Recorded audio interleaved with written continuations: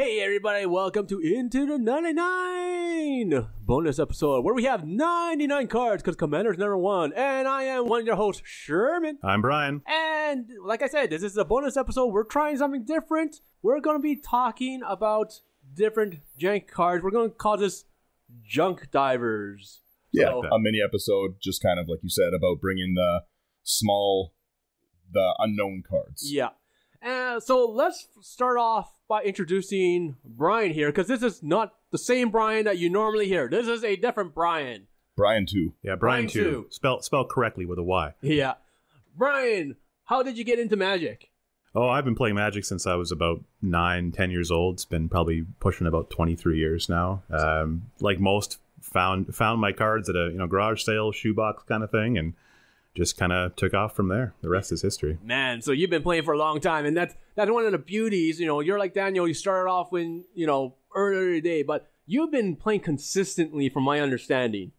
Yeah, so you have not taken a break, and that's what makes this kind of episode really, really interesting, because you literally have that whole knowledge. You know what happened during this time period, when the bans happened, everyone's take on all this stuff. It's fantastic, and that's one of the reasons why we're having this kind of a bonus episode. It's going to be a little bit shorter, and we're mainly focusing on janky cards or cards that are underplayed, and we're going to go through each block. Now, we're not going to talk about the early alpha, beta, stuff like that, because we want to talk about affordable stuff, okay?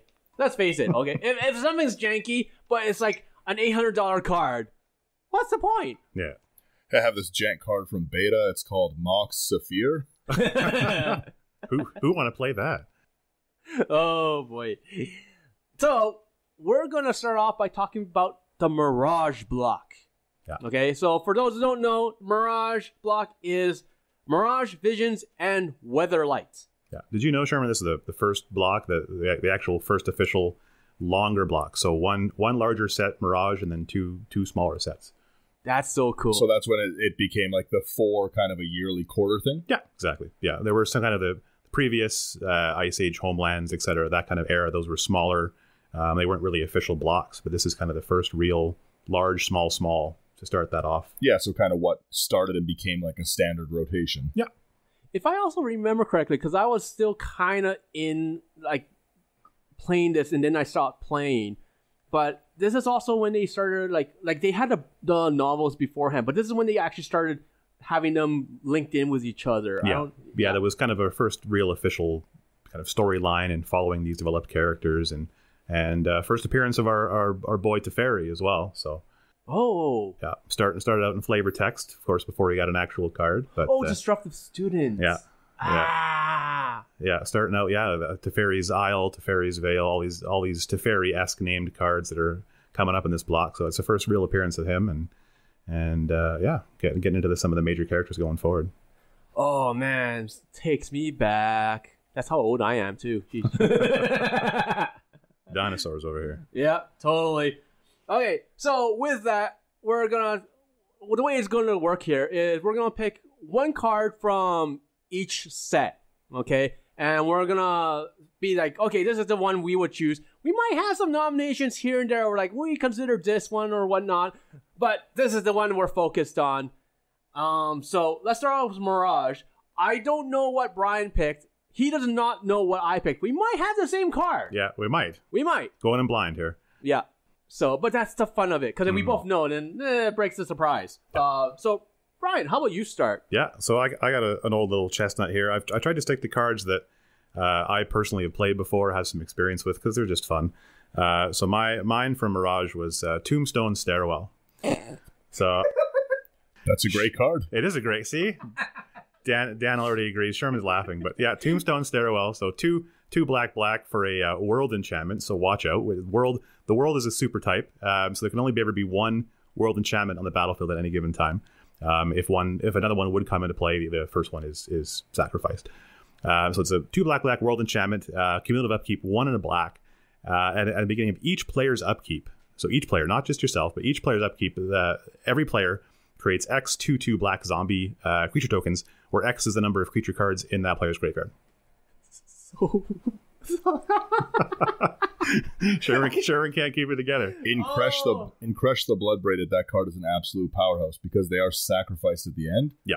And then it adds the power to them. I've been absolutely blown out of the water by that card before. Oh, yeah, man. Stairwell's great. Any kind of mono black zombie deck, we run it with Eldrazi Monument, so it's actually just they're destroyed, not sacrificed. So any kind of indestructible effects will get around that. So you can just keep generating your giant army of 2/2s. Might incentivize them to attack each other because the tokens do have haste. So if you're playing smaller, if your graveyard's not as full, somebody else's is, they might be able to swing those 2/2s elsewhere. It's just a very neat card. Zombie tribal. Any kind of enter the battlefield, leave the battlefield, dies, that kind of thing. Blood Artist effects, end of your turn, pop all your 2/2s, drain everybody. That's brutal. That's good so times. brutal. That's a really good one. I want to touch on the fact that you mentioned this, okay, for the enchantment, okay, because during that time period you had, like you said, the global enchantment. I believe local enchantment and world enchantment. World enchantment, yeah. Okay. For those that don't know, because I don't, what are the differences between these? So the global enchantment essentially is what most enchantments you see now are. They just read enchantment. So it's a global effect. So something that would just come into play and have an effect on all the battlefield at any given time. Local enchantments would be auras now. They've been changed. So it used to just say enchant creature. So now it's usually aura enchant creature. So aura now has been those local enchantments that you would put on something, on a land, a creature. And then the world enchantments, like I was saying, it's just kind of a super type. So they're not around anymore. They've been kind of phased out of existence. So you'll only ever have one world enchantment on the battlefield at any given time under anybody's control. So they weren't terribly popular, but if I play my Tombstone Stairwell and then Daniel decides to play his Tombstone Stairwell, mine's going to go to the graveyard when his comes into play. So you can only ever have one world enchantment in play at any given time. Yeah, world enchantment kind of acts like a legendary. It will just end, it dies to a legend rule kind of state-based. That's exactly crazy. All right. I had to choose between two of them. I couldn't figure out, but one of them, in the end, I'm just like, you know what? I'm going to do this one. It's Floodgate. Okay. Yeah, that's right. I love you. 3 in a blue. It's for a 0/5 wall. Okay. Now, the reason why I love this is that if it gains flying, it's destroyed. But if it leaves play, it deals 1 damage to non-flying creatures for each 2 islands you control. So if you control 4 islands and it goes away, all non-flying creatures take 2 damage. Yeah.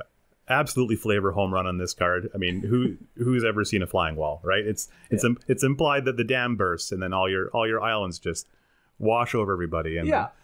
And the way I'm thinking of it is okay, I have this out. If I'm playing mono blue and I have a bunch of islands and someone attacks me, it's I'm like, think of Daniel actually, when it's like, are you sure you want to do that? Yeah? You attack me? Okay, I'll cast Jump. Because it's old school. Jump gives target creature flying for a blue mana. And it's like, okay, I'll wipe the board. Have fun, guys. Yeah. Wall's going to jump in the air. Dam's going to burst. Well, because, it jumps in the air. It's like, oh no, my water broke. The dam broke. Absolute flavor home run. Oh, man. That's a great card. But it's one of those things I'm just like, okay, between the other card, I'm not going to mention it because it's just bad. Oh, really? I mean, Floodgate's just bad, okay. but it's so bad it's good. Okay, fine. The other one I was thinking of was Null Chamber, okay? Where it's 3 and a white. You and target opponent each name a card. That card cannot be played. Yeah. Okay? It's great for politics, but at the same time, it's going to be one of the saltiest cards ever because you and the other person, it's like, okay, you choose one commander, I'll choose the other commander, and we're the only ones that can play our commander. The other people can't. Yep. So I'm just like, you know what? Let's just not play this card. And plus Floodgate, come on, seriously. Just give it flying and then it destroys a bunch of stuff. Funny. Just too fun. Okay, so that's Mirage. Let's go on to Visions. Okay, let's go on to Visions. All right. Hastily leaving that Floodgate behind.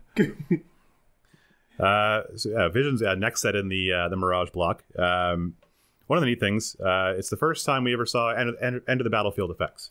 So any kind of... What? Yeah, that's the first time? The first time those were ever printed on Magic cards. So things like Mana War, end of the battlefield, return a creature, things like that. So any kind of those ETB effects, those were first printed on Visions cards. So Visions is the best set. I don't know. I have a personal love for Plane of Chaos, but we're not there yet. No, a few more episodes. Yeah, it was neat. So being able to have those for the first time was kind of neat. The first set that we really had kind of good quality cards at common, so things started popping up in tournament play at the time. River Boa, the 1 mana, 1 green, 2/1 with Island Walk. It was widely played, and it was a common. So it's first time we really ever had those kind of powerhouses at that kind of a level of rarity. Wow. Yeah, there's some neat cards. Okay. And then of course continuing with the Teferi storyline, and he started appearing more on cards and flavor text, and so keeping on with that. That's really cool because that's when you said they're starting to create characters that we know and love now. Yeah. And it's just thinking back, it's like, wow, when did they first come out? And it's like all the way back in Mirage and Visions and everything. That's crazy. It's a ways. Oh man. It's a ways. Okay. Let me say my card. Sure. I was really, really tempted to choose something else, but this one is just hilarious to me. Eye of Singularity for 3 and a white. Okay. So basically, it has a lot of text, but basically what it says is that everything is singleton besides basic lands. Okay.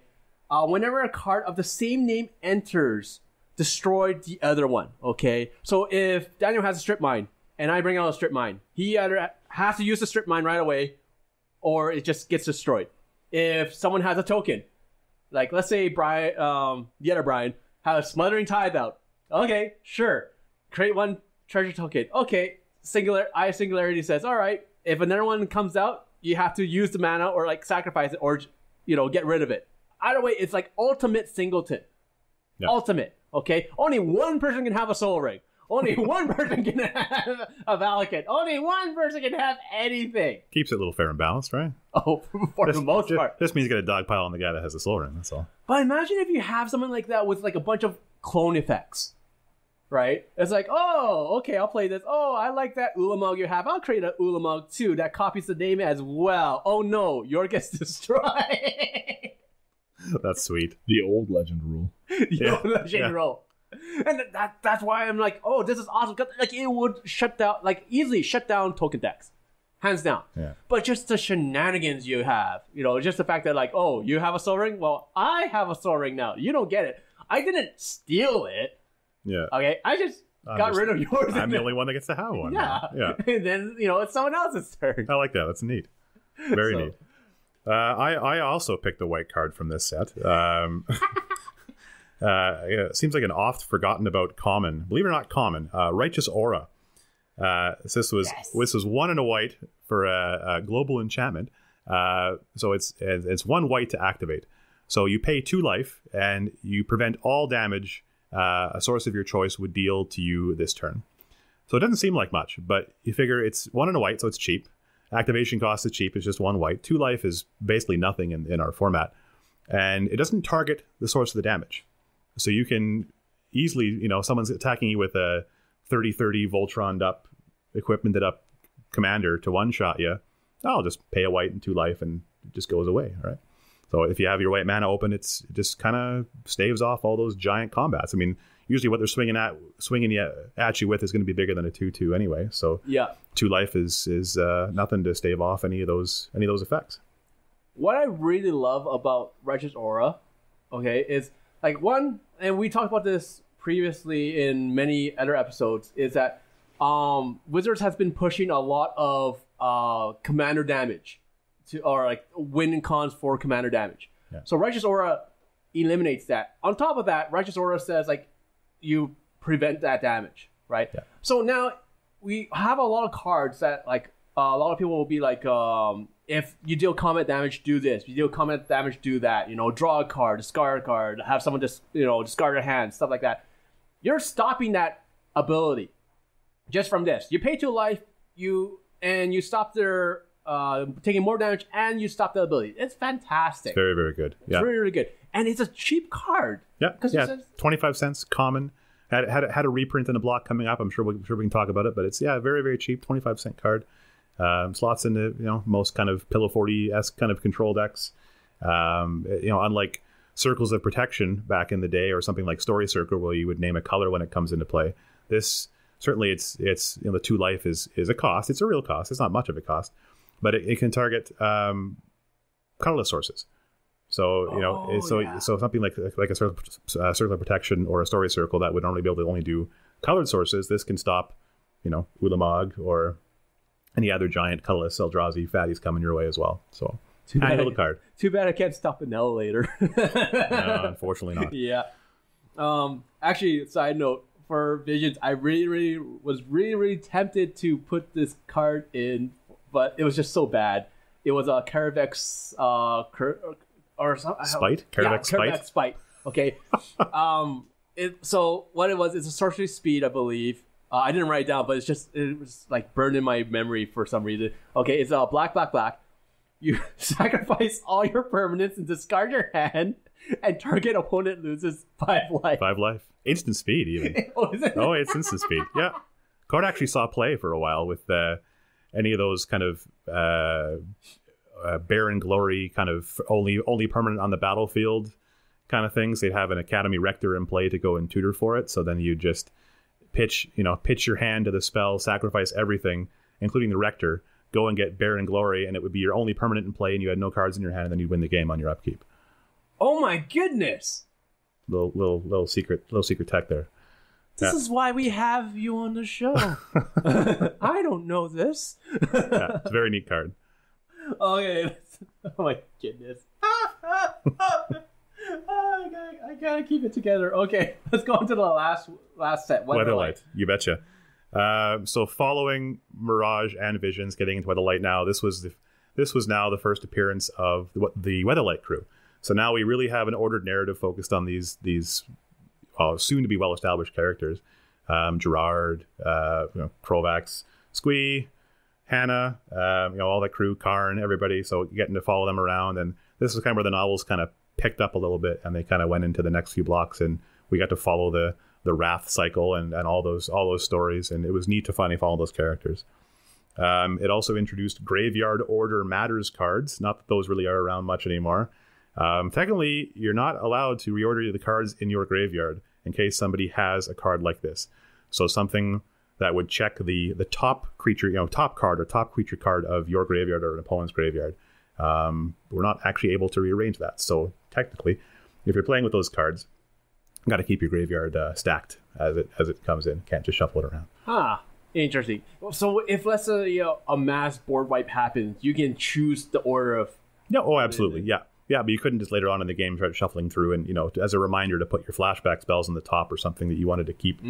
Technically not supposed to be able to do that, but it really doesn't come up very often unless somebody's playing with those cards. They might remind the table to not do that. But and then I know what you're playing. Yeah, watch out for the Bone Dancer. So my card, and I will. This will be the hill that I die on. Is Tranquil Grove. Tranquil Grove. Yeah, Sherman's already losing it. I will stand up and fight that folks don't run enough enchantment removal in EDH. Period. We talk about it all the time. Yeah. Like, people there's not enough of it at all. Yeah. I just built Sisay as shrines, and pretty much no one has anything to deal with it. If you might get rid of 1 or 2 of the Honans, but I get them back with the Sanctum of All. There is not enough enchantment hate, and you need it. Yeah, absolutely. Seems to be the stickiest, most problematic card type to remove.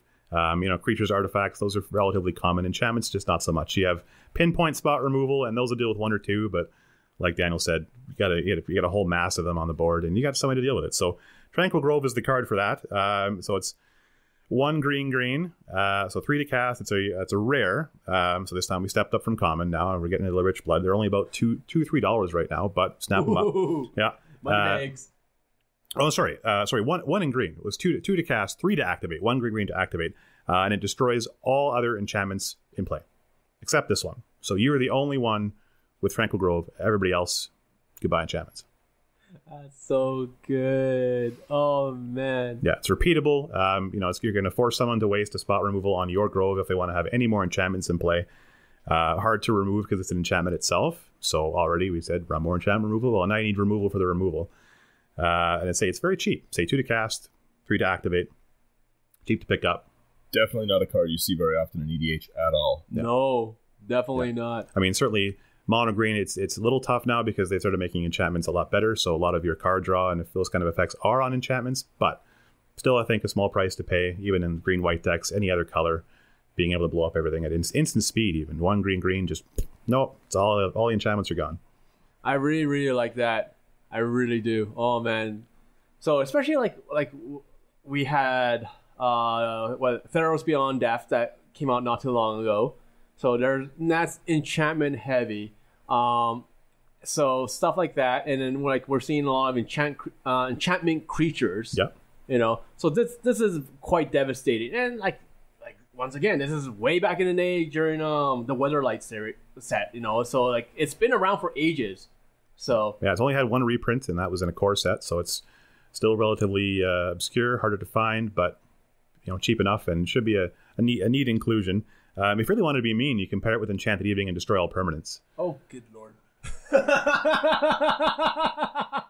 But I'm not sure how once you blow up everybody's stuff, including your own lands, you wouldn't be able to activate it again. But you get creative. I'm sure you can sculpt your deck around that and just annoy some friends. It's a fairy's protection response. Yeah, there you go. That's Sherman. That's just rude. Not that I'm advocating going and destroying all permanents. That's we advocate fun magic here. Yeah. That's one of the reasons why we're doing this as well. All right, my card is actually something that I play in my Locust God deck. I have tremendous fun with this. Every time I throw this onto the battlefield, everyone goes crazy, and that is Bubble Matrix. Okay, Bubble Matrix is an artifact, 4-cost artifact. Okay, and all creatures deal or are dealt 0 damage. It doesn't matter. You can Inferno, you can Pestilence, whatever. Does not matter. Combat damage. Yeah, combat damage, spell damage, ability damage, all of that is wiped away for all creatures. Now, I play this in my Locust God deck because I'm creating lots of insects, and it makes sense.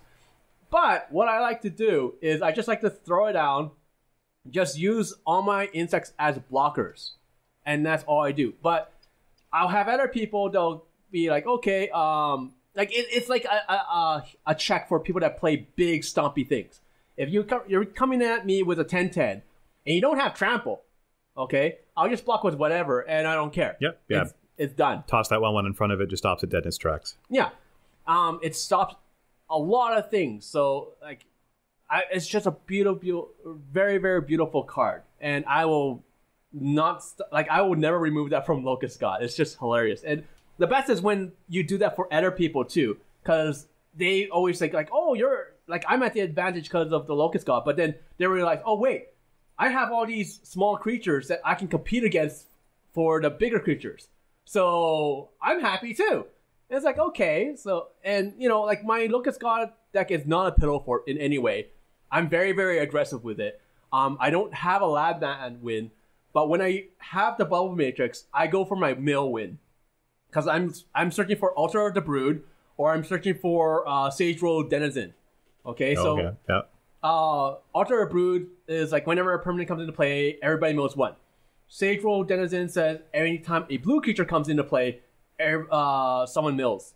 So, and that's the win that I go for whenever I play Bubble Matrix. I don't care about combat damage or anything else. That's the only win I go for. And my Locust God, I think there's 5 different win cons in it, so it's just whatever. Yeah, not something you're sculpting your entire game around, but when you happen to draw it and Wimbo slam it on the table, you're okay, this is the way the game's going to go now. This is kind of what I'm leaning towards. And, it's just fun. Who doesn't like bubbles? Yeah, Bubble exactly. Matrix. Bubble Matrix. You can cackle with glee to yourself as you slam it down the table. But I have to say, Weatherlight has some of the craziest things I've seen. So I was really debating between this and a few other ones, because and I chose Bubble Matrix just because I actually use it. So, but these other cards that I chose, I'm okay, I wanted to choose. I'm I would use them, but I have yet to. So I'm nah, I gotta go with this one. Yeah. So, but yeah, those are the cards we have chosen. Okay, if you guys, very good picks all around. yeah, if you guys have any cards that you guys like think is fantastic or enjoy using or is janky or whatever, leave us a comment. Yeah, please. Let us know. So, other than that, once again, this is a short episode. It's kind of a bonus episode. We're just trying things out. We're going to see how this goes. We're going to try to do this consistently here. So, we're literally going to go through every single block. Okay? Eventually, we'll catch up. But, the good thing about Magic and Wizards is they kind of like printing more stuff for us. I think they're in the business of making money. Yeah. Yeah. I think so. So eventually we'll get there. Might take some time. Yeah. Maybe in like 100 years, maybe the game will stop. Who knows? So by then I'll be, 400 years old. That's okay. And they'll still be making Magic. And still be making Magic, and I'll still be doing the podcast. It's all good. Thank you guys so much for tuning in. Remember to check out the website. Give everyone a like and a follow. Sherman is doing the Mega Bowl, so be sure to tune in for that. Yeah. Please vote for which commander you want to see me play and build. Spooter. Okay. Spooter. Oh, Spooter, you want to. Unfortunately, I have 3 choices. I have either the Locust, or not Locust. I wish Locust got Omnath Locust, or Omnath of the Royal. Okay. Sidri, Galvanic Genius, and Thantis the War Weaver. The only correct choice. Yeah, Fantas is a pretty cool one. I do want to see Aggro Spider deck. That'd be great. So everyone was like the polls are really, really close. Ironically, I thought like one would just take off. Yeah. No, they're all pretty close. So like I said this before in the last episode. Like I might actually have to build all 3 decks at this point in time. Hey, you might as well, right? Yeah, I might just do it just cause. Just cause. Yeah, why not? But thanks again for everyone for checking us out. Once again, come on to Discord, chat with us. We have a very active Discord. Check it out on Instagram. We stream Wednesdays online playing against other people from all over the world. Whether you're in Germany, US, Canada, like we stream with tons of different people. Other than that, thanks for listening and catch you all later. And thank you again, Brian, for coming on today. Oh, thank you guys. Thank you very much for having me. Hope I can come back. Oh, absolutely. Oh, you will. You totally will come back. Have a great day, guys. All right, take it easy. Bye, guys.